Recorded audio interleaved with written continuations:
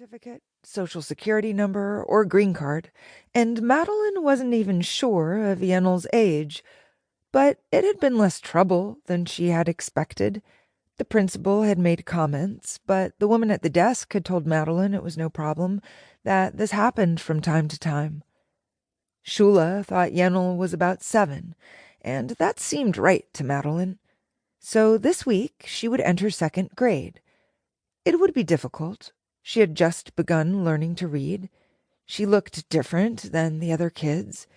She had long black hair, brown skin that seemed to have an almost chalky gray undertone, and a mess of silver scars that covered her arms and hands, the scars that matched Madeline's own. But it had been almost 6 months, and the little girl so often burst with joy and happiness that Madeline could almost forget Yenil had lost her parents, murdered by the Elenol in the wasted lands. Then, 3 days ago, something strange had happened in the garden.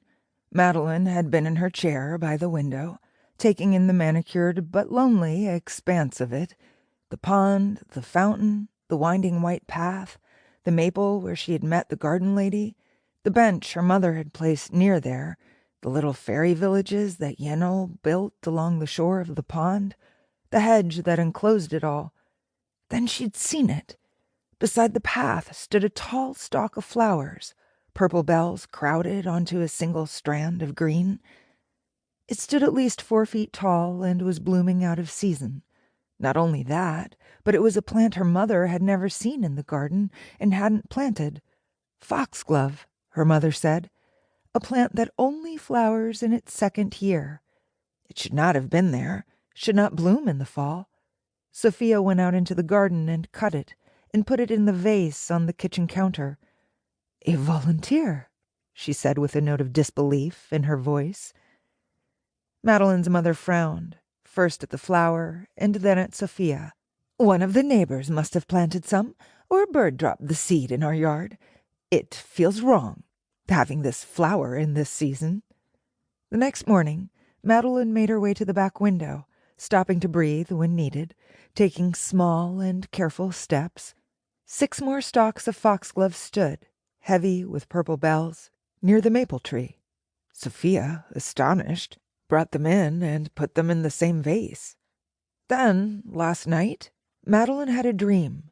She stood in the kitchen, near the vase of foxgloves, and heard a ringing, clear and clean, like a tiny silver bell struck with a tiny silver hammer.